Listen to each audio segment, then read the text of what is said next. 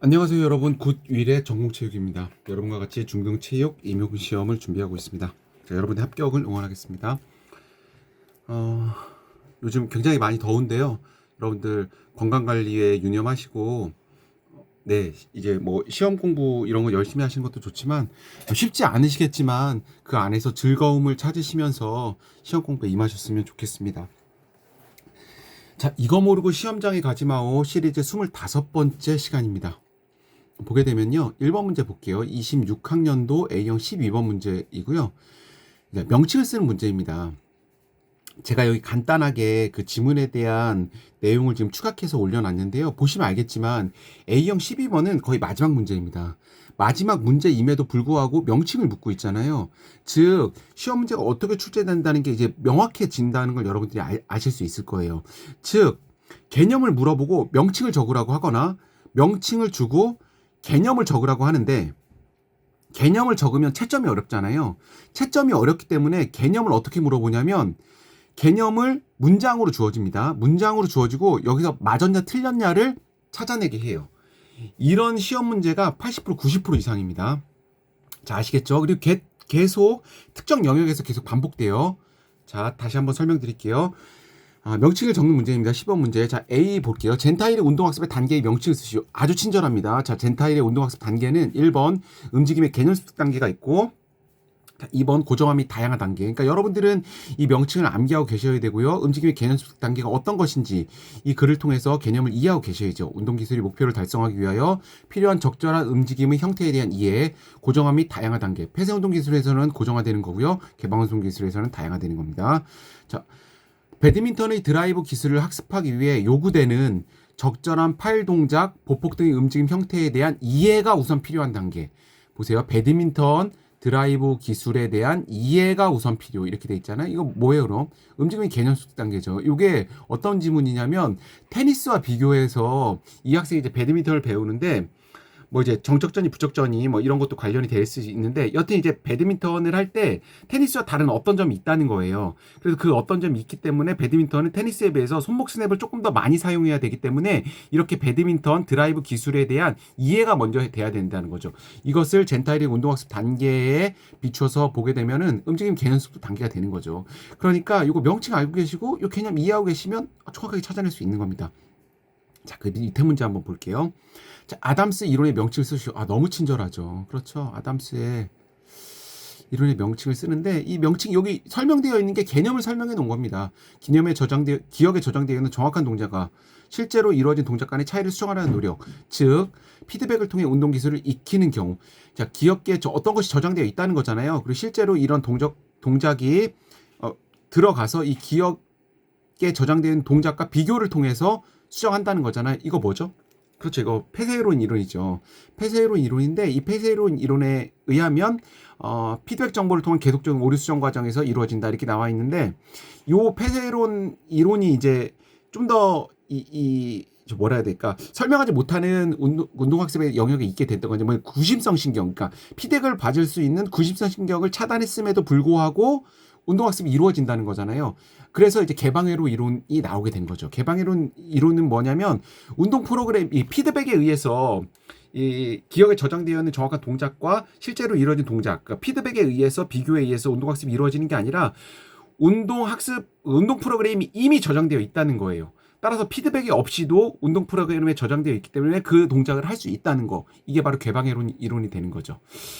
그래서 이 폐쇄이론 이론과 개방이론이 있고, 이 폐쇄 이론의 장점과 개방이론의 장점을 합쳐서 칼 슈미트가 이제 일반화된 운동 프로그램을 근거로 한 도식 이론을 이제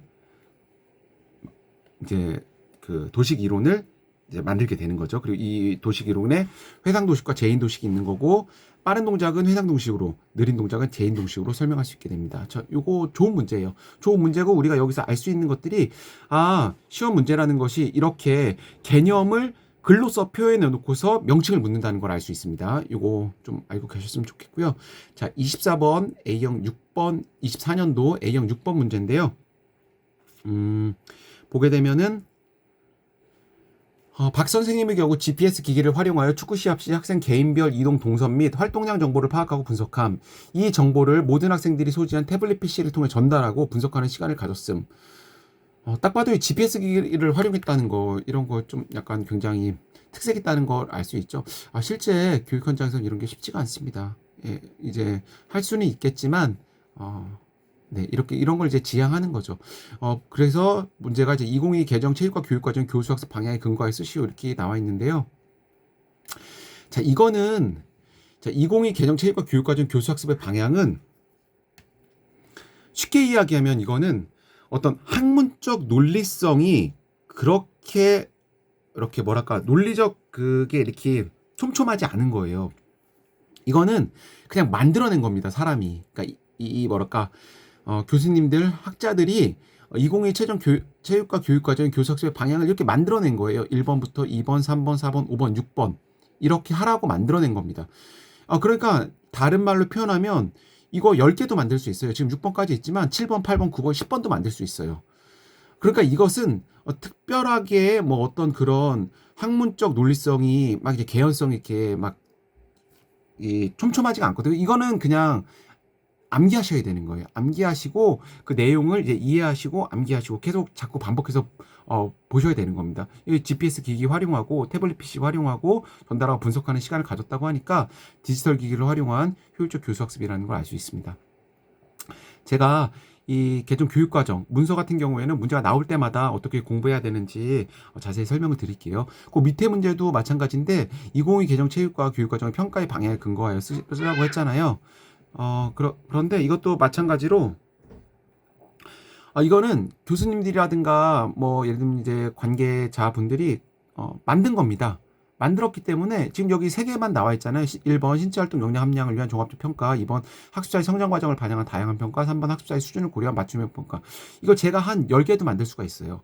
하지만 이렇게 3개가 있다는 거예요. 2022 개정 체육과 교육과정 평가의 방향. 그러니까 3개는 이거 암기하셔야 되는 겁니다. 암기하시고 이 내용을 여기에 적용하실 수 있어야 되는 거예요. 그러니까 이제 자꾸 읽어보시는 거 이외에 특별한 다른 방법이 없습니다. 물론 문해력이 뛰어나면 이 제목만을 암기하시고 이 글로써 이 내용을 파악하실 수가 있죠. 여기 보면 개인별 기능 차이를 파악한다고 했잖아요. 개인별 기능 차이를 파악. 그리고 다양하게 설정. 학생들이 도달해야 되는 정도를 다양하게 설정. 이렇게 나와 있죠. 이런 거 보면 이제 학습자의 수준을 고려한 맞춤의 평가라는 걸 알 수가 있죠. 그러니까 이것은 뭐 특별하게 이렇게 설명드릴 부분이 없습니다. 자꾸 읽어보시고 적용하시고 그렇게 하시면 될 것 같아요. 자, 3번 문제 한번 볼게요. 24학년도 A형 4번 문제입니다. 우리가 체지방량, 제지방량을 측정할 때 사용하는 생체 전기저항 분석법에서 수분의 비율이 활용됩니다. 이렇게 나와 있는데 요거 제 동영상에도 있어요. 그러니까 계속 전에는 이 생체 전기저항 분석법 이 명칭을 물어봤어요. 명칭을. 근데 이번에는 이 명칭을 주고 이 수분의 비율이 어떻게 활용되는지 이제 적으라고 한 거죠. 그러니까 생체 전기저항 분석법이라는 것이 쉽게 얘기하면 인바디인데 인바디 위에 우리가 양말을 벗고 올라가잖아요. 약간 미세한 전류를 흘려보내는 거죠. 흘려보내서 체지방과 제지방의 전도성 차이를 이용해서 돌아오는 시간 전류가 돌아오는 시간을 파악을 해가지고 그것으로서 몸의 지방량과 근육량을 파악을 하는 거예요.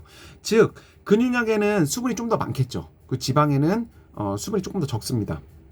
그러니까 근육은 조금 더 빨리 흐르겠고 이제 전도율이 조금 더 좋은 거고 지방은 전도율이 조금 더 낮게 되는 거죠. 그러니까 체지방은 수분의 비율이 낮고 이 제지방이 곧 근육이 되는 거잖아요. 지방을 제외한 부분이니까 근육은 수분의 비율이 높다. 이런 식으로 설명하면 될 것 같아요. 그냥 제가 이거는 체지방보다는 제지방의 수분의 비율이 높다 이렇게 알고 계시면 될 것 같습니다. 이거 계속 이제 반복해서 나온다는 것을 알 수 있습니다. 자, 24학년도 A형 10번 문제 한번 볼게요. 경기 중 마음속으로 노래를 부르거나 주변 환경에 집중. 이게 이제 아주 핵심 키워드가 되는 거죠. 주의 집중과 관련된 용어를 모건과 플러그 연구에 근거했을 것. 이건 알아야 되는 거죠. 주의 연합과 주의 분리라는 용어를 알아야 되는 거고, 주의 연합은 이제 내적 주의 집중을 말하는 거고, 주의 분리는 외적 주의 집중을 말하는 겁니다. 여기서 주의 연합, 내적 주의 집중은 자신의 호흡, 심박수, 어떤 이런 거, 그 다음에 뭐 이런 자신 신체의 리듬 이런 거에 집중하는 걸 의미하는 거고, 주의 분리가 여기에 있는 걸 의미하는 거예요. 주변의 어떤 노래, 주변 환경에 집중하는 것, 주의 분리라는 걸 알 수 있고요. 그 밑에 문제도 계속 시험에 나왔어요. 아주 제가 이 시험 문제를 여러분들에게 출제하고 이걸 풀이하면서 좀 더 이 체육 임용 기출이 어떤 식으로 출제되는지 더 이제 분명하게 알 것 같아요. 한번 볼게요. 협응에 대한 이해가 필요합니다. 협응은 수행하려는 동작의 목적에 따라 형성되는 머리, 몸통, 사지의 상대적인 움직임 패턴입니다. 어떤 이론에서는 신체의 특성과 신체에 작용하는 내외적 힘을 고려하여 인간의 운동 체계를 설명하고 있으며 협응의 변화를 비선형성의 원리로 설명하고 있습니다. 매우 좋습니다. 이 문장. 거의 완벽에 가까운 문장이죠. 전에는 이 원리를 물었어요. 비선형성의 원리, 자기 조직의 원리를 물었고, 그리고 이 뒤에 문장 있죠. 이 경우에는 트레드밀에서 안정적으로 걷다가 속도가 증감에 따라 협응구조가 불안정하게 되고 어느 순간 새로운 움직임 패턴인 달리기 형태가 나타나면서 협응 구조가 안정되기 때문입니다. 이 이론의 명칭이 다이나믹 시스템 이론이고, 미출진 현상, 아주 친절하게 현상이라고 이제 단어도 붙여졌죠. 이거 상변이 현상 하나밖에 없어요. 다이나믹 시스템이 현상자가 들어가는 것은 미출진 현상에서 자유도의 변화 과정이 이랬는데, 요 지금 미출진 부분 있죠. 이게 전에는 답으로 나왔어요. 질서 변수와 제어 변수를 활용해서 이 걷는 동작과 달리기 동작이 어떻게 변화되는지, 이 속도가 이제 제어 변수가 되는 거죠. 이것을 글로 쓰라고 하는 거죠. 요것이 이제 답인 거예요. 안정적으로 걷다가 속도가 증감에 따라 협응구조가 불안정하게 되고 어느 순간 새로운 움직임 패턴 달리기 형태가 나타나면서 협응구조가 안정된다. 요게 답으로 나왔고, 이번에는 이 문장을 주고 자유도의 변화 과정을 서술하라고 한 거죠.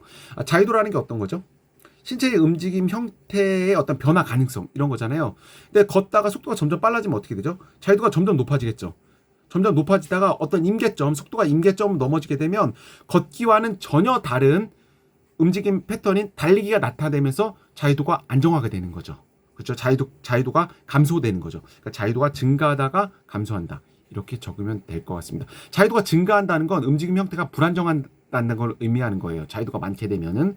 그리고 자유도가 적게 되면은 움직임 형태가 안정되는 걸 의미합니다. 따라서 자유도가 증가하다가 여기 협응구조가 지금 불안정하게 되고 어느 순간 움직임 패턴이 달리는 협응구조가 안정, 이렇게 나와 있잖아요. 그러니까 자유도가 증가하다가 감소한다. 이런 식으로 적어주면 될 것 같습니다. 자, 여러분의 합격을 응원합니다. 저희 동영상과 함께 여러분들이 즐겁게 시험 공부를 하셨으면 좋겠고요. 저도 최선을 다해서 여러분들의 합격을 응원하도록 하겠습니다. 자, 오늘은 여기까지 하겠습니다. 굿1의 정옥체육이었습니다. 감사합니다.